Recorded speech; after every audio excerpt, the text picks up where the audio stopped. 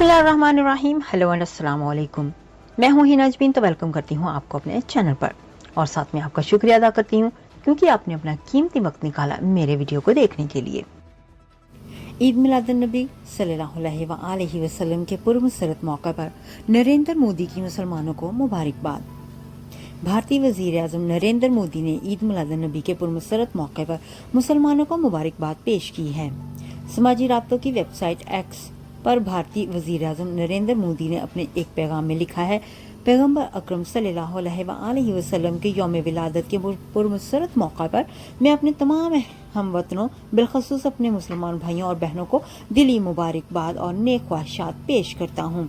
उनका कहना था कि पैगम्बर इस्लाम ने मुसावात पर मुबनी इंसानी मुआशरे का अमली नमूना पेश किया और सब्र के साथ सच्चाई के रास्ते पर चलने का दर्स दिया। इस मौके पर आइए हम सब इन तालीमात को अपनाने और मुल्क की तरक्की के लिए मुसलसल काम करने का अहद करें।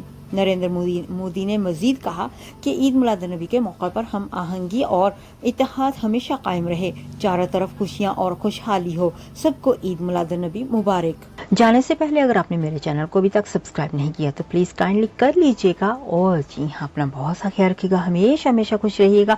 नेक्स्ट वीडियो तक के लिए मुझे इजाज़त दीजिएगा। अल्लाह हाफिज़।